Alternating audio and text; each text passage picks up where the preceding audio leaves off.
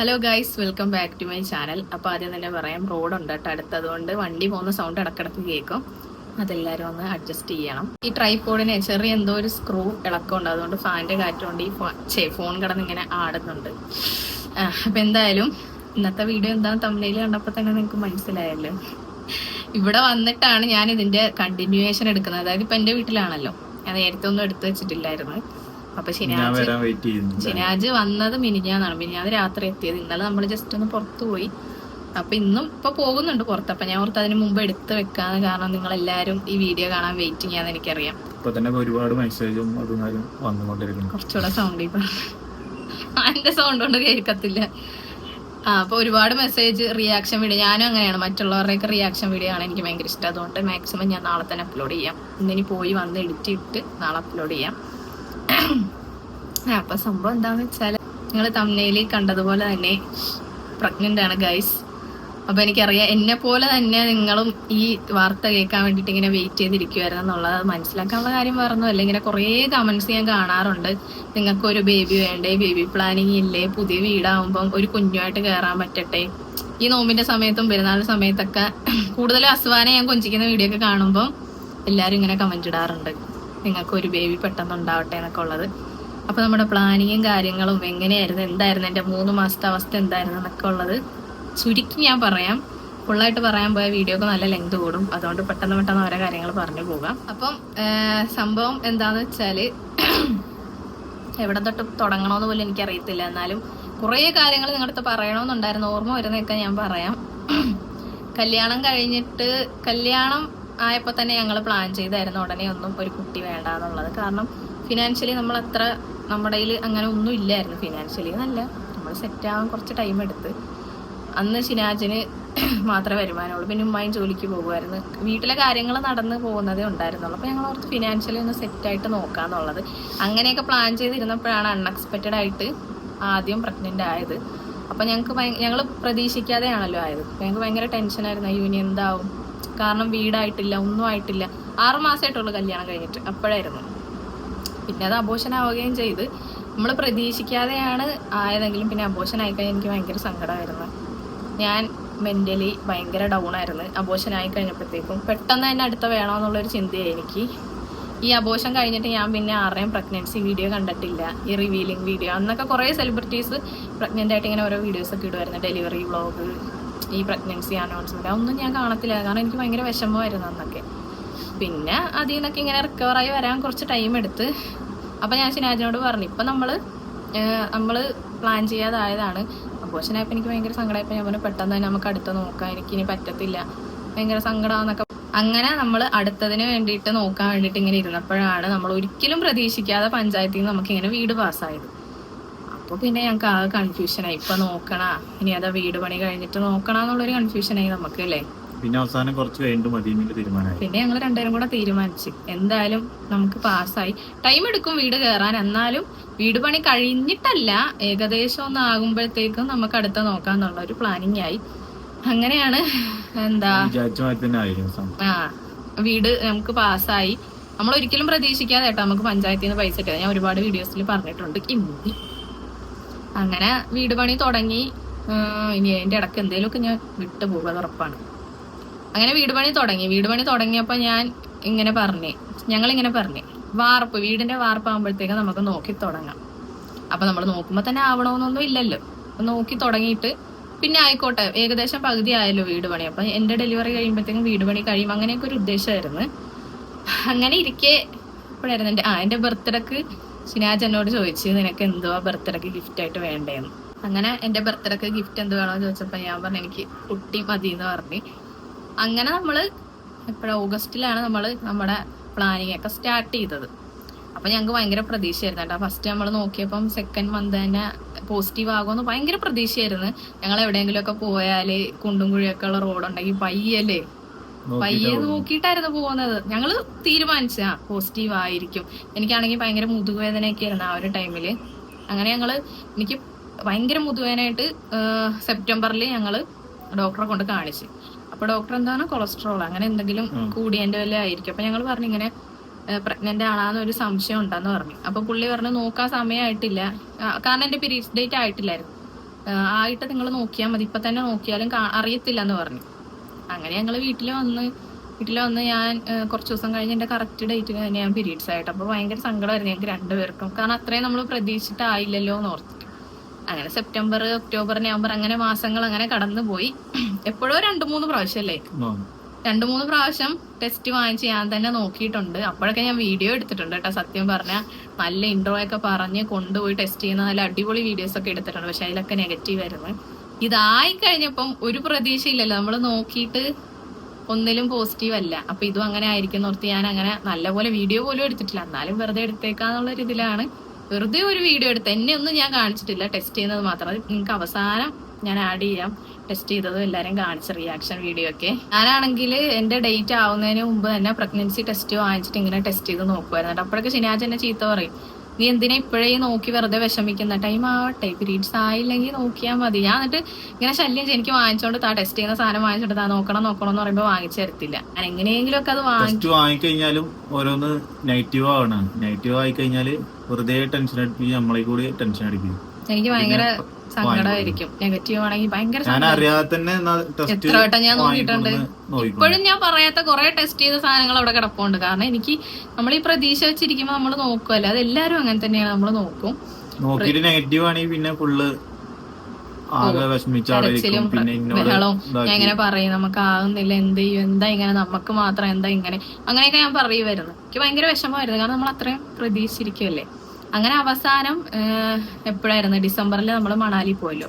മണാലി പോയപ്പോഴത്തേക്കും അവിടെ വെച്ച് ഞാൻ ആ മാസവും ഞാൻ പ്രതീക്ഷിച്ചിട്ടുണ്ടായിരുന്നു കേട്ടാ ആകുമെന്നുള്ളത്. പക്ഷെ അപ്പോഴും ആയില്ല. അപ്പൊ ഞാൻ ഷിനാജിനോട് നമുക്ക് നാട്ടിൽ ചെന്നിട്ട് എന്തായാലും ഒരു ഡോക്ടറെ പോയി കാണിക്കണം, ഇനി ഇങ്ങനെ വെച്ച് നീട്ടാൻ പറ്റത്തില്ല, കാണിച്ചേ പറ്റത്തുള്ളൂ. കാരണം നമ്മൾ ട്രൈ ചെയ്തിട്ട് ഇത്രയും 3-4-5 മാസമായി ഇതുവരെ പോസിറ്റീവ് ആയിട്ടില്ല. ഞാൻ പറഞ്ഞു, നമ്മൾ മാത്രം അറിഞ്ഞാൽ മതി, നിങ്ങളുടെ വീട്ടിലും അറിയണ്ട, എൻ്റെ വീട്ടിലും അറിയണ്ട, നമ്മൾ മാത്രം അറിഞ്ഞിട്ട് ഏതെങ്കിലും ഹോസ്പിറ്റലിൽ കൊണ്ട് കാണിക്കാന്ന് പറഞ്ഞു. അങ്ങനെ അതിനു മുമ്പും ഞാൻ ഹോസ്പിറ്റലിൽ പോകാൻ ബുക്ക് ചെയ്യാൻ വരെ ഞാൻ എടുത്തേട്ടാ. ഷിനാജ് സമ്മതിച്ചില്ല. എനിക്ക് പേടി എന്താന്ന് വെച്ചാൽ നമ്മൾ എപ്പോഴും പുറത്തുനിന്നുള്ള ഫുഡായിരുന്നു. അപ്പൊ എനിക്കിനി വല്ല PCOD ഉണ്ടാ, അങ്ങനെ പുറത്തുനിന്നുള്ള ഫുഡ് അടി കാരണം എനിക്ക് നല്ല പേടിയുണ്ടായിരുന്നു. എനിക്ക് PCOD ഞാൻ നല്ലോണം വെയിറ്റ് കൂടുന്നുണ്ടായിരുന്നു. എല്ലാരും പറഞ്ഞു കണ്ടപ്പോ PCOD എന്തെങ്കിലും ഉണ്ടാവും, ചെക്ക് ചെയ്യണം. അത് മാത്രമല്ല, പീരീഡ്സിന്റെ ഡേറ്റ് ഒക്കെ എനിക്ക് അങ്ങോട്ടും ഇങ്ങോട്ടൊക്കെ മാറുന്നുണ്ടായിരുന്നു. ഞങ്ങൾ രണ്ടും മാത്രമേ അതൊക്കെ പറഞ്ഞിട്ടുള്ളൂ. ഞാൻ ആരോടും പറഞ്ഞിട്ടില്ല, എന്റെ വീട്ടിലും അവിടെ ഒന്നും പറഞ്ഞിട്ടില്ല. എന്തിനാണ് നെഗറ്റീവ് പറഞ്ഞാൽ എന്തെങ്കിലും ഒക്കെ ആവാന്ന് ഓർത്തിട്ട് ഞങ്ങൾ രണ്ടും മാത്രമാണ് ആ കാര്യങ്ങളൊക്കെ മുന്നോട്ട് കൊണ്ടുവരുന്നത്. എന്റെ ഡേറ്റ് മാറും, 1 മാസം തന്നെ 2 വട്ടം പീരീഡ്സ് അങ്ങനെയൊക്കെ ഉണ്ടായിട്ടുണ്ടല്ലോ. എനിക്ക് ഇങ്ങനെ ഇതുവരെ അങ്ങനെയൊന്നും ഉണ്ടാവാത്തതാണ്. പക്ഷെ ആ ടൈമിൽ അങ്ങനെയൊക്കെ ആയപ്പോൾ മൊത്തത്തിൽ ടെൻഷനായി. ഞാനാണെങ്കിൽ ഓരോ കാര്യങ്ങൾ പറഞ്ഞ് ഷിനാജിനെ ടെൻഷനാക്കും. അപ്പൊ ഷിനാജിന് ടെൻഷനാവും. പിന്നെ ഡോക്ടറെ കാണാൻ ഡോക്ടറെ കാണാൻ പോവാന്ന് പറഞ്ഞപ്പോ ഷിനാജ് പറഞ്ഞു, നിക്ക് വെയിറ്റ് ചെയ്യാം, നമുക്ക് പറഞ്ഞു ഒരു 2 മാസം കഴിഞ്ഞിട്ട്. കാരണം വീട് പണി നടക്കുമല്ലേ, നമുക്ക് വീട് പണി ഏകദേശം ആയിട്ട് മതി എന്നുള്ള ഇതിലാണ്. എന്നാലും ഇതാകാതാകുമ്പോ വിഷമം ഉണ്ടല്ലോ, എന്താണ് ഓർത്തിട്ടുള്ള ഒരു ടെൻഷൻ. ഒരു ചെക്കപ്പ് കഴിഞ്ഞാൽ പിന്നെ നമുക്ക് ആ ടെൻഷൻ കാണത്തില്ലല്ലോ. അങ്ങനെ ഞാൻ ഓരോ ഹോസ്പിറ്റൽ പോക്ക് പറയുമ്പോഴും ഷിനാജ് അത് ഒഴിഞ്ഞു മാറി നാച്ചുറലായിട്ട് ആവുകയാണെങ്കിൽ മതി, അല്ലെങ്കിൽ നമുക്ക് ടൈം ഉണ്ടല്ലോ പിന്നെ കാണിക്കാൻ.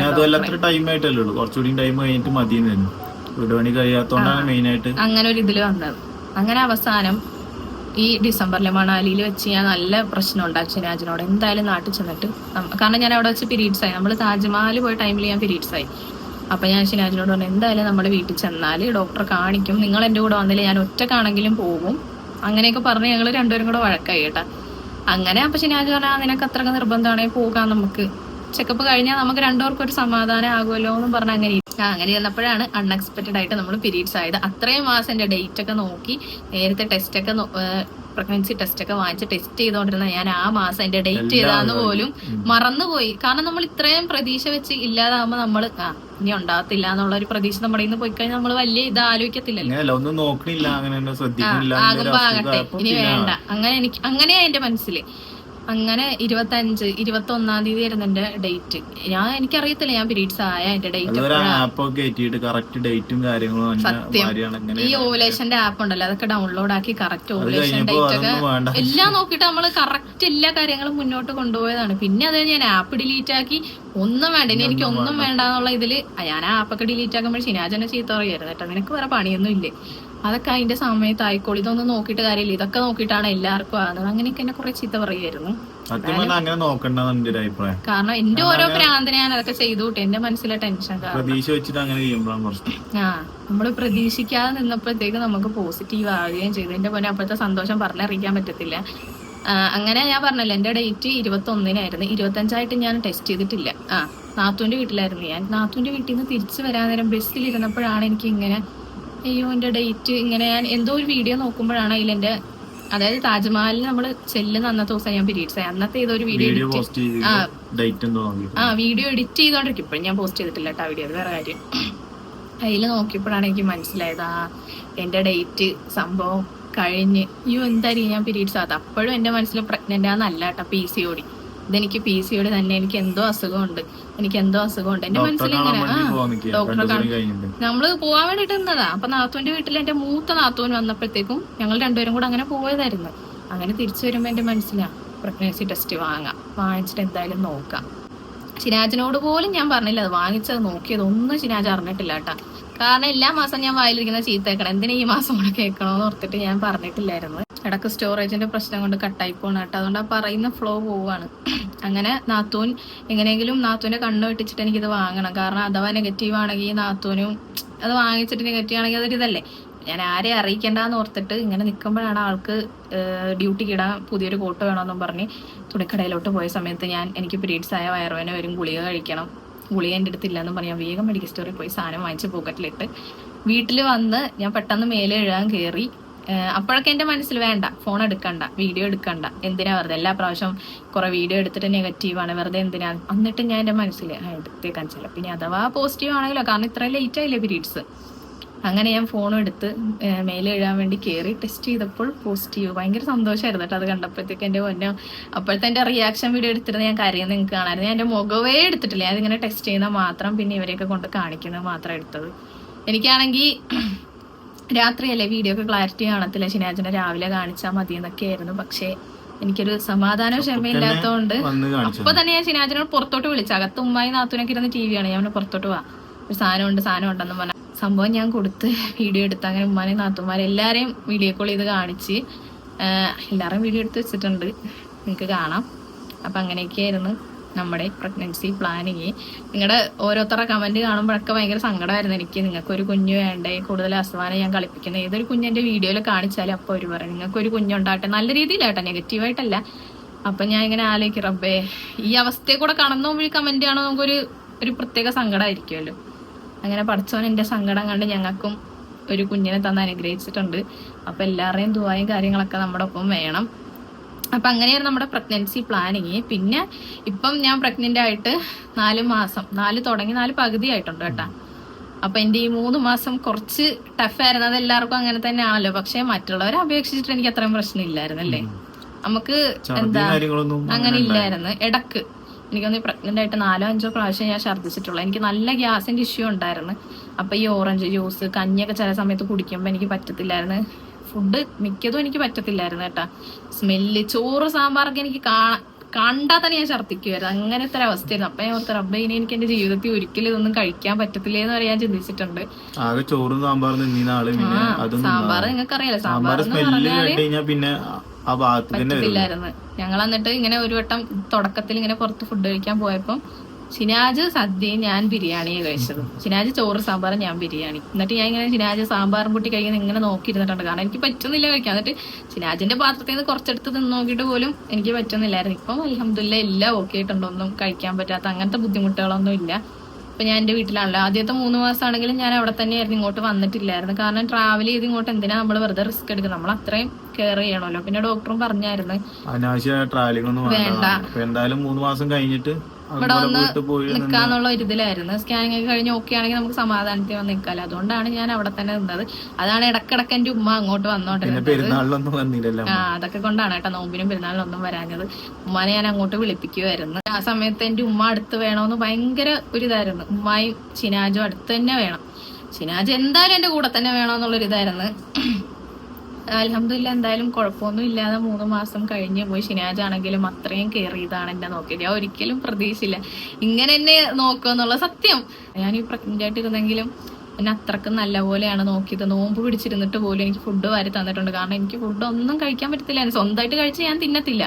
ആരെങ്കിലും എനിക്ക് വാരി തരണം, എന്നാലേ ഞാൻ കഴിക്കത്തുള്ളൂ. പിന്നെ നമ്മളെന്താ, നമ്മള് എത്രയൊക്കെ വയ്യെങ്കിലും കുഞ്ഞിനൊന്നും പറ്റരുതെന്നുള്ള രീതിയിൽ നമ്മൾ കഴിച്ചു പോകും. നമ്മൾ ആ ഒരു അവസ്ഥയിൽ അങ്ങനെയല്ല. അപ്പൊ ശനിയാഴ്ച നോമ്പാണെങ്കിലും അങ്ങനെയെങ്കിലും അവളുടെ ഉള്ളിൽ ഇത്തിരി ഭക്ഷണം എത്തട്ടെ എന്നും പറഞ്ഞ് എനിക്ക് വാരിയൊക്കെ തരുമായിരുന്നു. പിന്നെ ഞങ്ങള് ക്ലോത്തിങ് ബ്രാൻഡ് തുടങ്ങിയിട്ട് അത് ഇടക്ക് വെച്ചൊന്ന് സ്റ്റോപ്പ് ചെയ്തപ്പോ കുറെ പേര് സ്റ്റാർട്ട് ചെയ്ത് കഴിഞ്ഞിട്ടാണ് ഇത് അറിയണത്. ഞങ്ങൾ സ്റ്റോക്ക് ഒക്കെ എടുത്തുകൊണ്ട് വന്നിട്ടാണ് നമ്മൾ ടെസ്റ്റ് ചെയ്യുന്നത്. അപ്പോഴാണ് പോസ്റ്റ്. പിന്നെ ഞങ്ങൾ ഓർത്ത് എന്തായാലും കൊണ്ടുവന്നില്ല, എനിക്ക് വലിയ പ്രശ്നമൊന്നും ഇല്ലല്ലോ, നമുക്ക് വീഡിയോ എടുത്ത് തുടങ്ങാതെ. പിന്നെ സാധനം തീർന്നപ്പോ അടുത്തത് എടുക്കാൻ പോകാൻ നമുക്ക് പറ്റുന്നില്ല. കുറെ ആൾക്കാർ ചോദിക്കുന്നു പിന്നെ പെരുന്നാളായിട്ട് സ്റ്റോക്ക് ഒന്നും എടുക്കണില്ല ഈ കാരണം. ഡോക്ടർ പറഞ്ഞു കുഴപ്പമില്ല, റിസ്ക് എടുത്ത് പോവാൻ നമുക്കൊരു മടി, നമ്മളായിട്ട് ഇനി ഒന്നും വരുത്തി വെക്കണ്ടല്ലോ എന്ന് ഓർത്തിട്ട് അങ്ങനെ ഞങ്ങൾ പോവാൻ. നിങ്ങളോട് എന്ത് പറയും, വീട് പണി എന്നുള്ള കാരണമേ ഉള്ളൂ നമ്മുടെ മുമ്പിൽ, അല്ലാതെ ഇപ്പൊ പറയാൻ പറ്റത്തില്ലല്ലോ.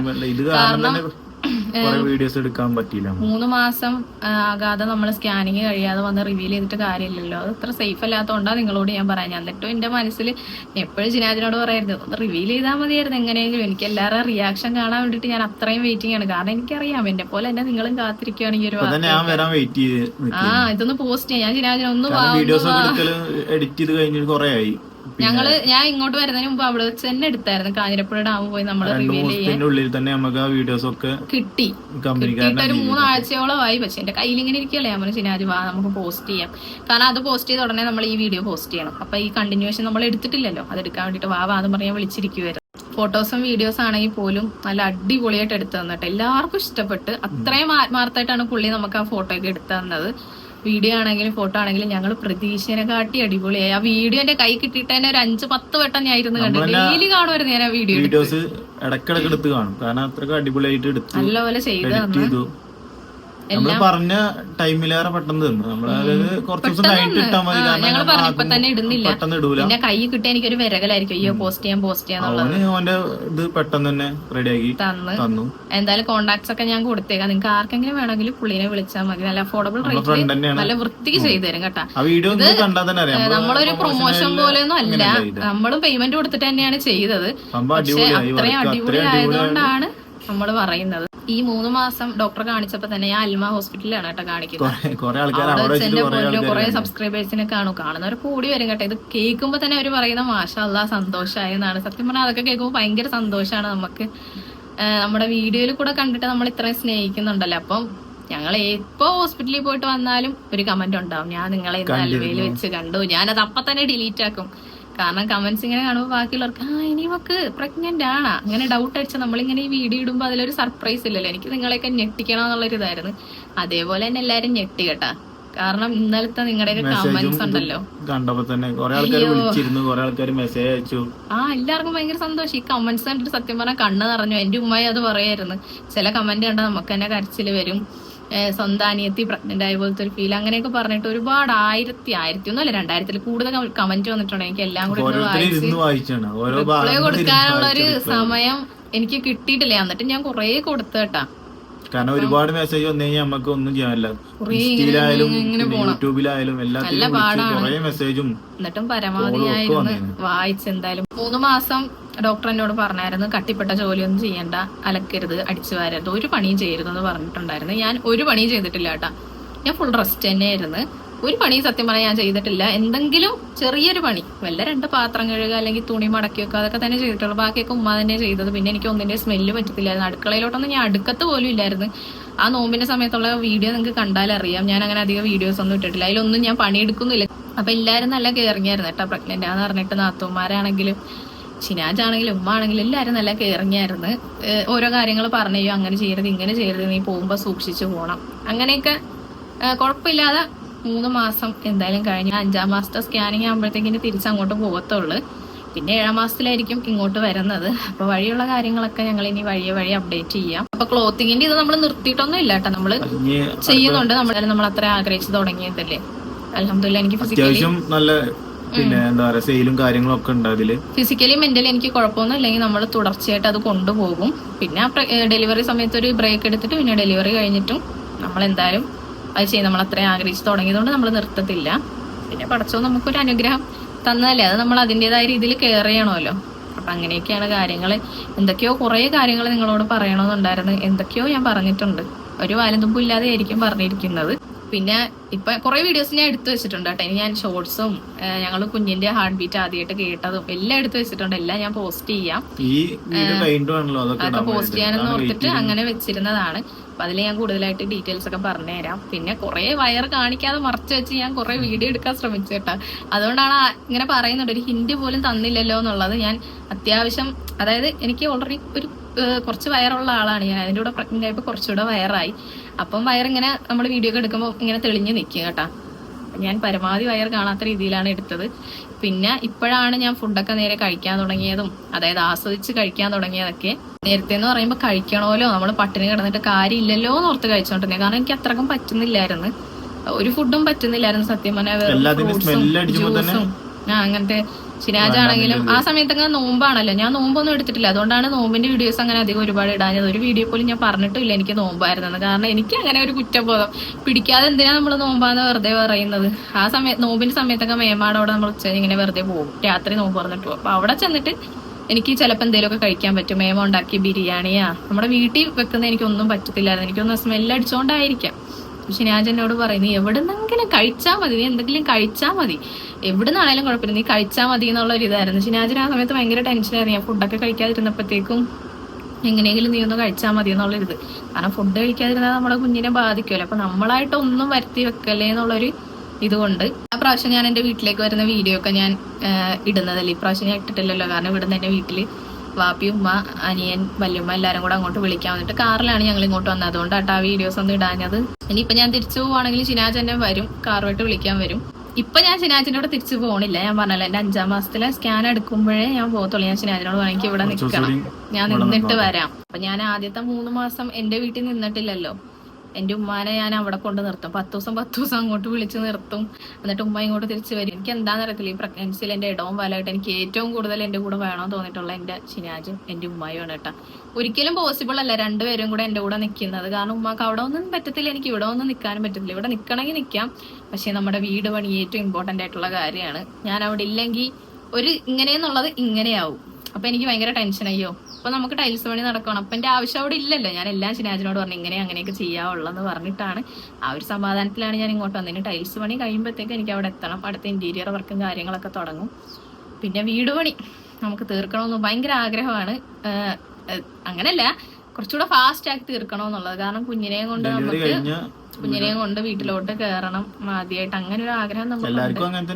പടച്ചോൻ ഇനി എന്താക്കി തരുമെന്ന് അറിയത്തില്ല. പടച്ചോന്റെ വിധി പോലെ എല്ലാത്തിനും ഓരോ സമയം ഉണ്ടെന്ന് പറയുന്ന പോലെ നമുക്ക് അതിനുള്ള ഭാഗ്യം ഉണ്ടെങ്കിൽ അങ്ങനെ നടക്കും, ഇല്ലെങ്കിൽ ഇല്ല. അത്രേ ഉള്ളൂ, നമുക്കൊരു ആഗ്രഹം, അത്രേ ഉള്ളൂ. നമ്മൾ അതിന് വേണ്ടിയിട്ട് അത്രയും ശ്രമിക്കുന്നുണ്ട് വേഗം തീർക്കാൻ വേണ്ടിയിട്ട്. ഞാനീ പറഞ്ഞ പോലെ ഷിനാജ് ഉമ്മയാണ് എൻ്റെ കൂടെ ഏറ്റവും കൂടുതൽ എൻ്റെ കൂടെ തന്നെ വേണമെന്ന് ആഗ്രഹിക്കുന്നത്. ഇവിടെ വന്നാൽ എനിക്ക് ഷിനാജിനെ മിസ്സിങ്, അവിടെയാണെങ്കിൽ എനിക്ക് എൻ്റെ ഉമ്മാനെ മിസ്സിങ്. അപ്പൊ ഞാൻ കഴിഞ്ഞ ദിവസം ഇവിടെ നിന്ന് പറഞ്ഞു ഉമ്മാനോട്, ഷിനാജിനെ കാണാൻ തോന്നുന്നു, എൻ്റെ കൂടെ വേണം. ഉമ്മാർ എല്ലാ സുഖവും കൂടെ നിനക്ക് ഒരുമിച്ച് കിട്ടുക. ഇവിടെ വരുമ്പോൾ നിനക്ക് നിന്റെ കെട്ടിയവനെ കാണാം, അവിടെ വെച്ച് നീ എനിക്കൊരു സ്വസ്ഥത തരത്തില്ല. മെസ്സേജ് അയച്ചും വിളിച്ചും വാ എന്ന് പറഞ്ഞ് നീ എന്നെ അങ്ങോട്ട് വിളിക്കും. അങ്ങനെയൊക്കെ ഉമ്മ എന്നെ ചീത്ത പറയും. ഞാൻ 3 മാസമാണെങ്കിലും നമ്മൾ അധികം ട്രാവൽ ചെയ്തിട്ടില്ല, പുറത്തുനിന്നുള്ള ഫുഡ് കഴിച്ചിട്ടില്ല. അത്രയും കെയർ ചെയ്തിട്ടാട്ടോ നമ്മൾ കൊണ്ടാടുന്നത്. അതുകൊണ്ട് തന്നെ പഠിച്ച ഒരിതും നമുക്ക് വരുത്തി വെച്ചിട്ടില്ല. എല്ലാ കാര്യങ്ങളും നോർമലാണ്. 3-ാം മാസത്തിലെ സ്കാനിങ് കഴിഞ്ഞ് എല്ലാം ഓക്കെയാണ്, ഒന്നും പ്രത്യേകിച്ച് കുഴപ്പങ്ങളൊന്നും ഇല്ല.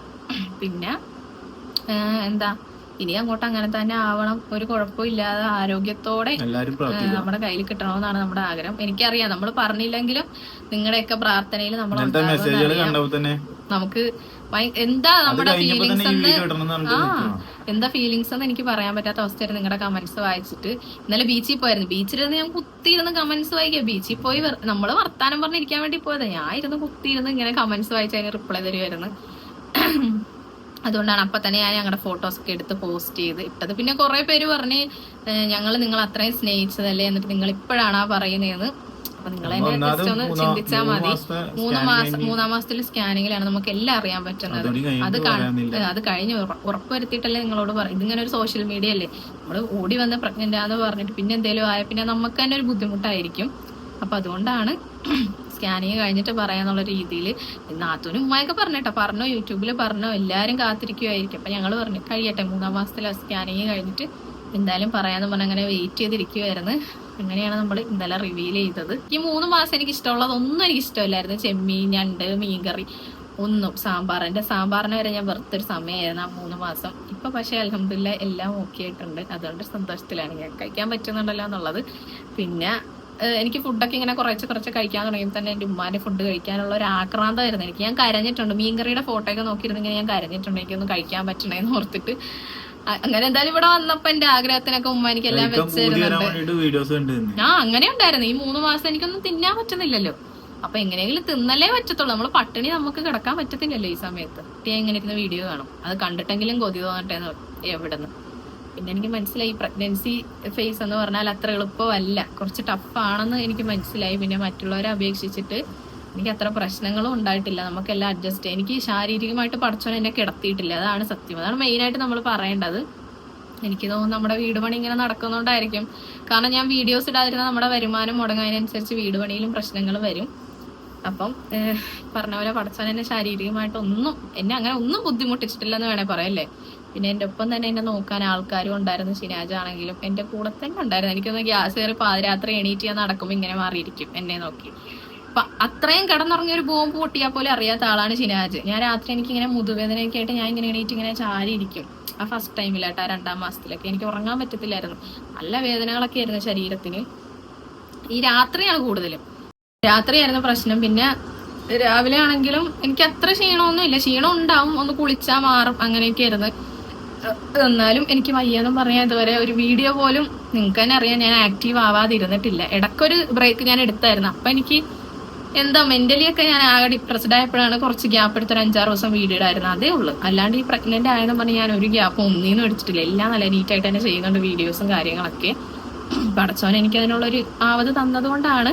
ആ സമയത്തൊക്കെ ഞാൻ വീഡിയോസ് ഇടുമ്പോഴേ കുറെ പേര് കമന്റ് ചെയ്യായിരുന്നു, ഫേസ് എങ്ങനെയാണ് ഗ്ലോ ആക്കിയത്, ചുണ്ടിലെ പിഗ്മെന്റേഷൻ പോയല്ലോ എന്നൊക്കെ. എനിക്ക് തോന്നുന്നു ഇതിനെ ബേസ് ചെയ്തിട്ടായിരിക്കും. അന്ന് കാണുന്നവരൊക്കെ പറയും, ഇപ്പോഴും കാണുമ്പോൾ പറയും കേട്ടോ, അതിന്റെ ഫേസിൽ ഒരു തിളക്കമുണ്ട്, ഒരു ഭംഗിയുണ്ട് കാണാൻ വേണ്ടിയിട്ടെന്നൊക്കെ. ഇങ്ങനെ നേരിട്ട് കാണുമ്പോൾ ആൾക്കാർ പറയും ഈ പ്രഗ്നൻസി ഗ്ലോ എന്നൊക്കെ പറയത്തില്ല, അതായിരിക്കും. ഇപ്പൊ അങ്ങനെ പറയും, ഇനി പോകെ പോകെ ഗ്ലോ എന്താകുമെന്ന് നമുക്ക് അറിയത്തില്ല.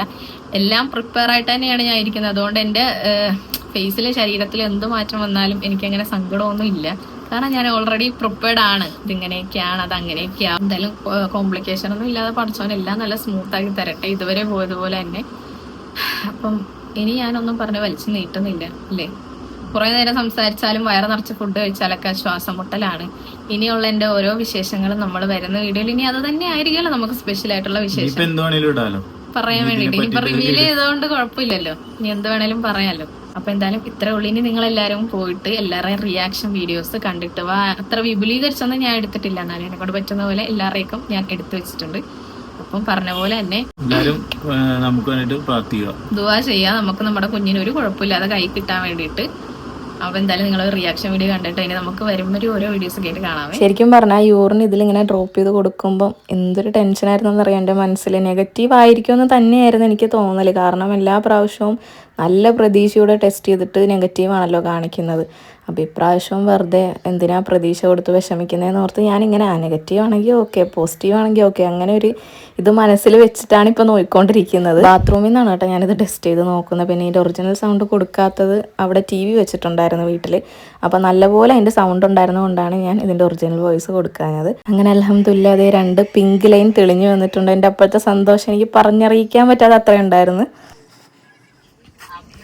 കൈ നീട്ട്.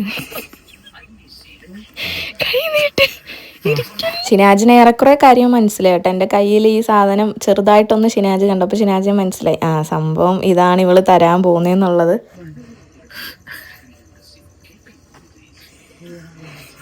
കൈ ഇറക്കുന്നുണ്ട്.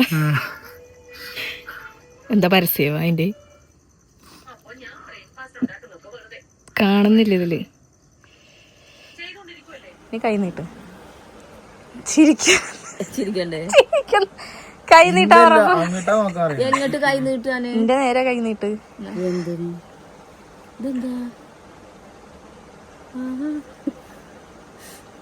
അതിലാണോ? ഇതെന്തിനാ? ഇതെന്താണ്? അല്ലെ മരുകൾക്ക് കുട്ടി ഉണ്ടാകാൻ പോകും. എന്താ ചിറിന് വരാത്തു? അല്ലെന്താ ഗുളിക വാങ്ങാൻ പോകാട്ട് ഇതാണ് വാങ്ങാൻ പോയത്. അപ്പൊ രാവിലെ നോക്കുകാരെ എന്നോട് എപ്പൊ നോക്കിയാലോ ലൈവ് വീണാ പോരെ. അസുവാക്ക് തുണിയുണ്ടോ? തുണി ഉണ്ടെങ്കിൽ തല മാത്രം കാണിച്ചാ മതി. ബാക്ക് ക്യാമറ ഇട്. ആ ഇവിടെ ഇവിടെ ഇവിടെ താഴത്തെ ഒരു സാധനം കാണിച്ചു തരാനാണ്.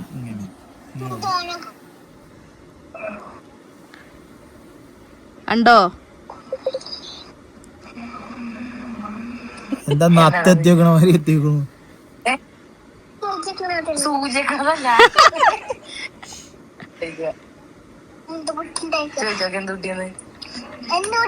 ആവുമ്പോ പറയാം. കുട്ടി വേണ്ടേ? ചെറിയ കുട്ടീനെ മട കുട്ടിക്ക് ഇഷ്ടല്ലേ? ആ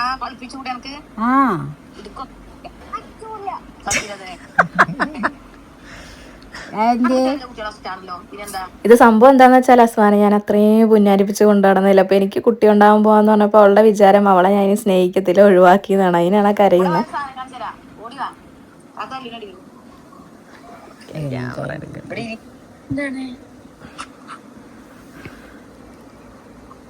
എന്താ കുട്ടിക്ക് അങ്ങനെ കാട്ടി കൊടുത്തു? ഓക്കറിയാം അതൊക്കെ. കാര്യം പറഞ്ഞപ്പോ കണ്ടപ്പോ തന്നെ അവള് ചാടണോ.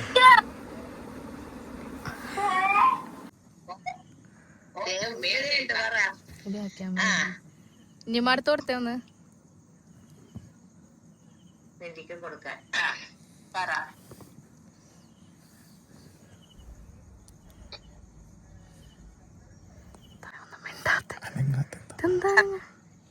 സത്യം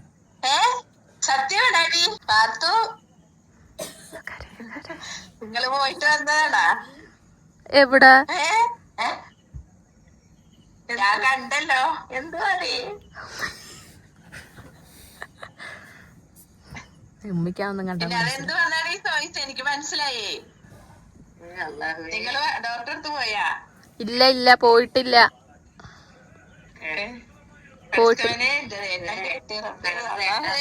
എനിക്ക് വെളുത്തി കിട്ടണേ റഹ്മാനെ. ഞാൻ എപ്പോഴും ഞാൻ വിളിച്ചോണ്ടിരുന്ന അരിയാണ്. ഞാൻ പിടിഞ്ഞാന്ന് കൂടെ പറഞ്ഞത്. സത്യം ഞാൻ വിളിച്ചിട്ട് പിടിഞ്ഞാന്ന് പറഞ്ഞില്ലേ? ഞാൻ എനിക്ക് എവിടെ വന്നപ്പോ ഞാൻ പറഞ്ഞ എടാ ഒന്ന് വെട്ടത്ത് നിക്കടാ.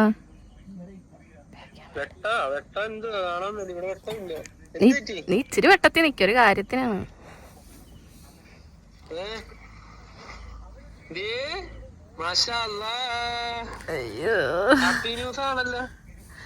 ഇറക്കൊന്ന് വെട്ടത്തി നിക്ക് ചേർക്ക, മാസ്കും വെച്ച്.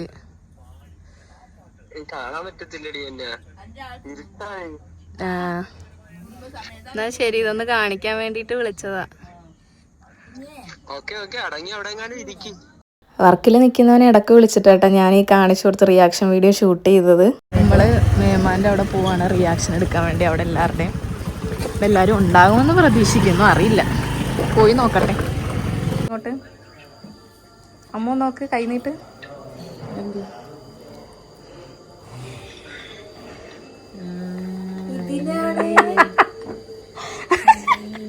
നിങ്ങളെന്താ ഓർത്തേ? ഞാൻ ആദ്യം വിചാരിച്ചു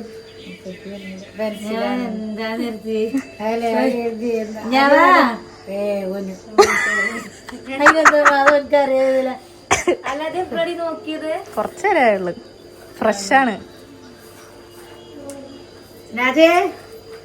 അച്ഛനാവാൻ പോകുന്നു. അച്ഛൻ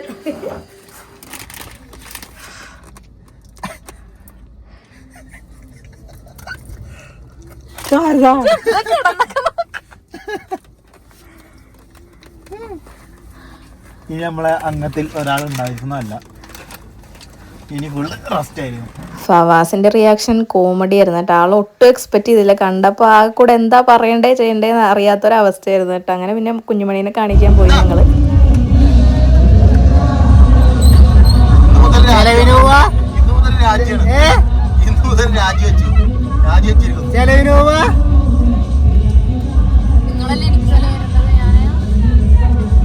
ഫവാസിനെ എട്ടിയിരിക്കുക, അനക്കൊന്നുമില്ല, ശ്വാസം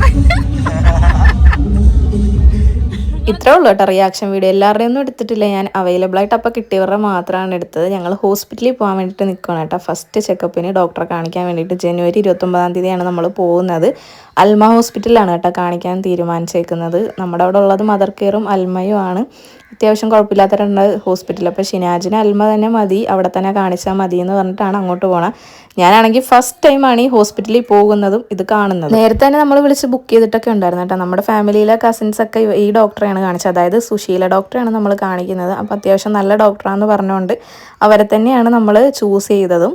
ഇനിയിപ്പോൾ ഡോക്ടറെ കാണാൻ വേണ്ടിയിട്ടുള്ള കട്ട വെയിറ്റിങ്ങിലാണ്. കുറേ നേരം അവിടെ വെയിറ്റ് ചെയ്തിട്ടാണ് കേട്ടോ നമ്മൾ അതിൻ്റെ അകത്ത് കയറിയത്. നമ്മുടെ ടോക്കൺ നമ്പർ എന്തോ 14 എന്തോ ആയിരുന്നു, പക്ഷേ കുറച്ച് ടൈം എടുത്ത് ഉച്ച കഴിഞ്ഞിട്ടുള്ള അപ്പോയിൻമെൻ്റ് ആട്ടോ ഞങ്ങൾക്ക് കിട്ടിയത്. ആദ്യം ഞാൻ ഒറ്റക്ക് കയറും, എന്നിട്ട് ഫുള്ള് ചെക്കപ്പും കാര്യങ്ങളൊക്കെ കഴിഞ്ഞിട്ട് കാര്യങ്ങളൊക്കെ പറയാൻ വേണ്ടിയിട്ട് ഷിനാജിനയിലോട്ട് വിളിക്കും.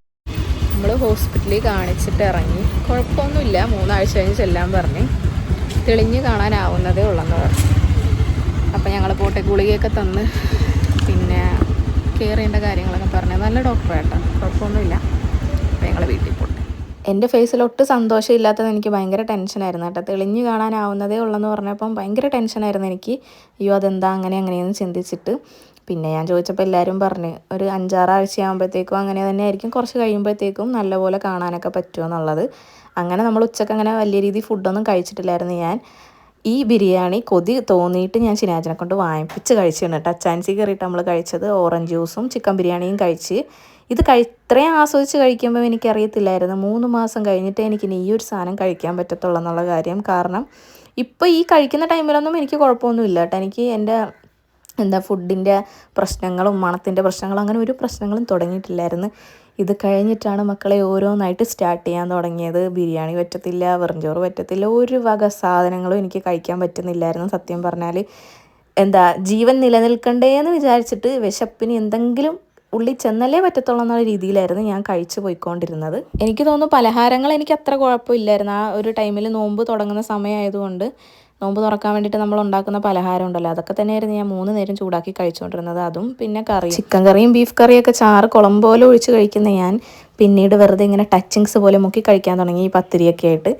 അങ്ങനെ കുറച്ചൊക്കെ സ്ട്രഗിൾ ചെയ്ത് ഈ ഒരു 3 മാസം തിരിച്ചു വരുമ്പം ഞങ്ങൾ കുറച്ച് നട്ട്സും കാര്യങ്ങളും ഫ്രൂട്ട്സൊക്കെ വാങ്ങിച്ചിട്ടാണ് തിരിച്ച് വീട്ടിലേക്ക് പോയത്. അപ്പോൾ എല്ലാവർക്കും ഈ ഒരു വീഡിയോ ഇഷ്ടപ്പെട്ടെന്ന് വിചാരിക്കുന്നു. ഇഷ്ടപ്പെട്ട ലൈക്ക് ചെയ്യാനും ഷെയർ ചെയ്യാനും കമൻറ്റ് ചെയ്യാനും മറക്കണ്ട. അപ്പോൾ എല്ലാവരെയും പ്രാർത്ഥനയിൽ ഉൾപ്പെടുത്തണേ.